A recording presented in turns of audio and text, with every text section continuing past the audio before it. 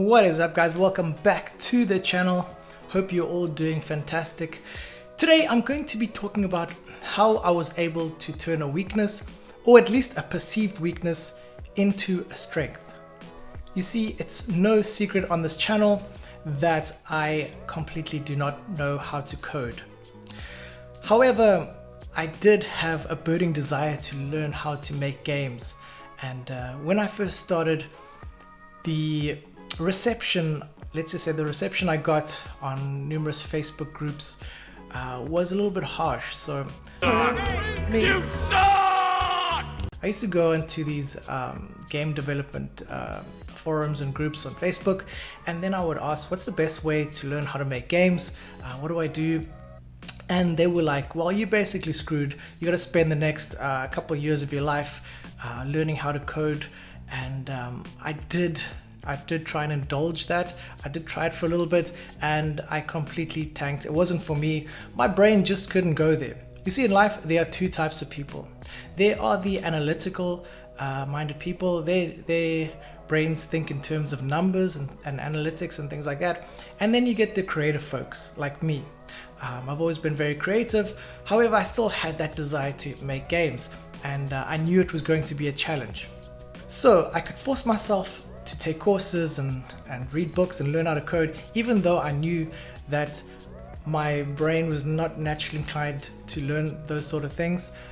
It would be a struggle, and I'd probably just end up hating my life. Or I could delegate that to someone whose whole life is about coding, who's very efficient at it, who does really great work, and that would save me years and years of time. So the only problem was that I needed money to be able to actually pay someone to do the work. So obviously I had to get a second job, save up, you know, the whole story about choosing between paying my rent and paying a developer. So that's what I went through. But the point I'm trying to make in this video is that, yeah, entrepreneurship, whether you want to build games or apps for a living or anything else, in the beginning it's tough because you do not have any leverage, you do not have any resources, you don't have money, so you kind of have to wear many hats, and that should never be the goal. Everyone talks about, okay, it's about the grind, get the grind.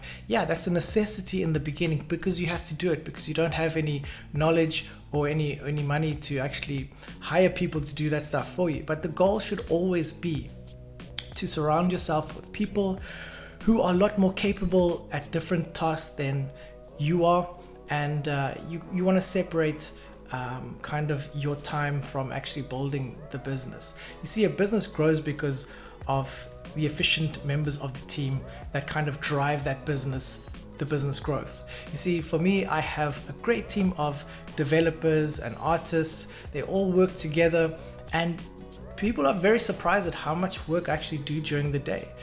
Because yeah, I don't do the heavy lifting like my team does, but I have to make crucial decisions. And those decisions are kind of built upon years of experience of doing all the hard work myself. So in the beginning, I used to go on Canva and do my own designs, and it was very monotonous. Didn't really enjoy it, and the work wasn't that great. So actually now I'm in a fortunate position where my games are profitable. My own portfolio generates over $20,000 a month without running any ads. So that's all organic growth and profit. So I'm in a fortunate position where they can kind of I can take the money generated from that, pay a team, and then obviously it keeps on growing because I can hire better people and that sort of thing. So the point is that, yeah, in the beginning you got to wear lots of hats, but if you are not efficient at something and you start to get momentum, obviously you're gonna have to hire people and pay them, and that's how you're going to grow your business further. So if you guys enjoyed this video, I hope you got a little bit of value. You know the drill. If you did, please smash that like button. It gives me a lot of motivation to keep making these videos. YouTube does not pay me a single cent. Well, actually they just started to pay me, but it's like $10 a month or something like that. So I'm not doing these videos for the money. I'm doing it to give back to the community, because I was you in the beginning and I know how tough it is. And yeah, there's not many people on YouTube talking about the business side of game development and what it really takes to build a full-time business. So hope you guys enjoy that. If you did, subscribe and you can see more of this content. I will see you on the next one. Stay safe and peace out.